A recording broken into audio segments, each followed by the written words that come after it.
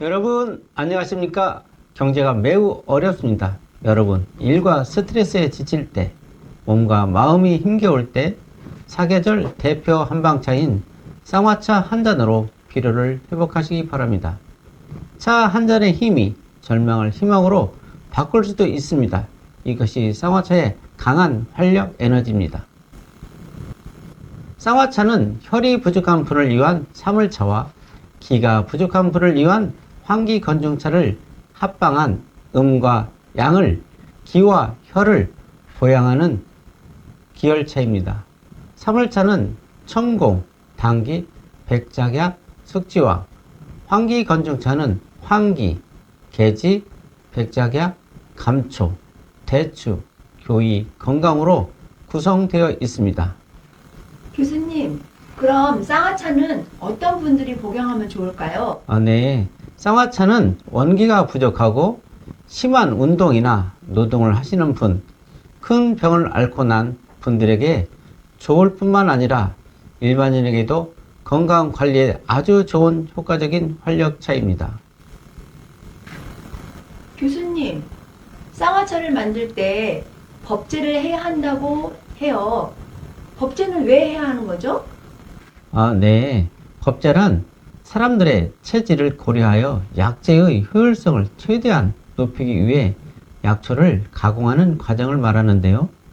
법제를 해야 누구나 부작용 없이 안전하게 복용할 수 있습니다. 그럼 쌍화차를 구성하는 약초들에 대해서 설명드리도록 하겠습니다. 먼저 백작약 효능과 법제 방법에 대해서 알아보도록 하죠.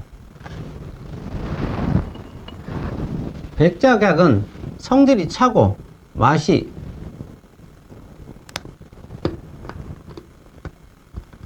쓰고 또 신맛이 납니다. 이것은 부족해진 간혈을 자양하고 혈액순환, 진통, 해열작용과 해독작용을 합니다. 그럼 백작약을 술로 법제할 때 술은 어떤 기능을 합니까? 네.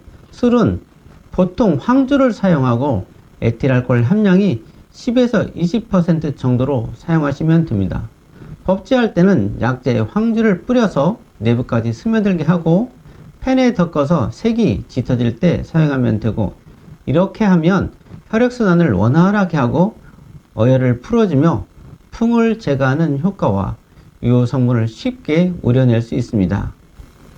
황주는 무슨 술이에요, 교수님? 네, 흔히 정종을 말하죠. 이번엔 천궁에 대해 알아보도록 하죠. 천궁. 천궁의 성질은 따뜻하고 맵고 쓴맛이 납니다. 천궁은 맵고 쓴맛이 납니다. 예.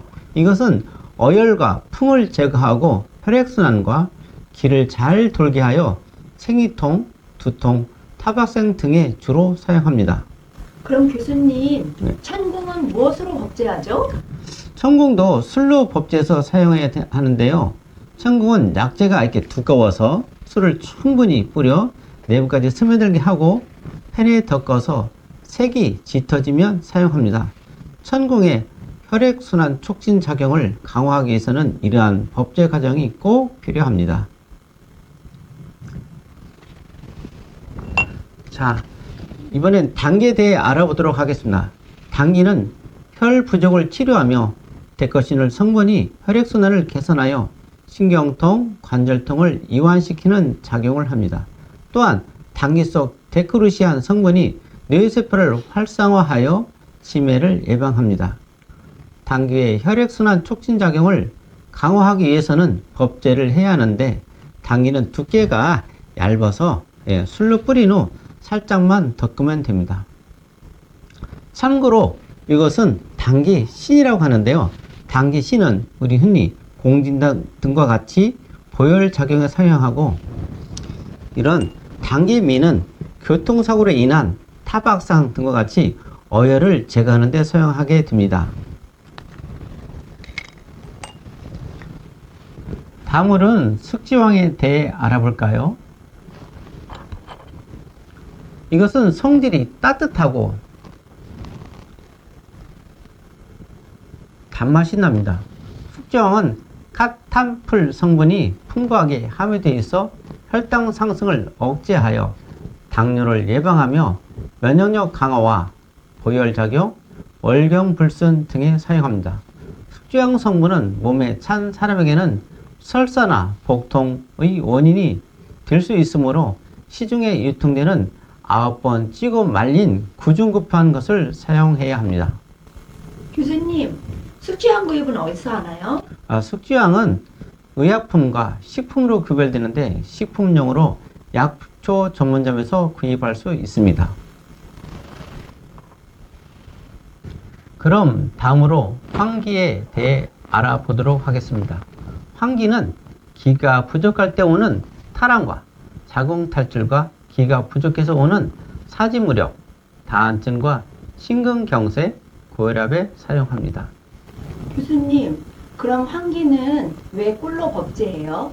네, 환기를 법제할 때 꿀은 연밀해서 약한 물로 덮어서 사용하는데 이렇게 법제하면 보기 작용을 증가시켜 주어 폐를 부드럽게 하고 기침을 그치게 하며 강한 약성을 완화시키고 나쁜 맛과 냄새 및 부작용을 줄여줍니다. 다음은 계피 효능을 알아볼까요? 계피의 성질은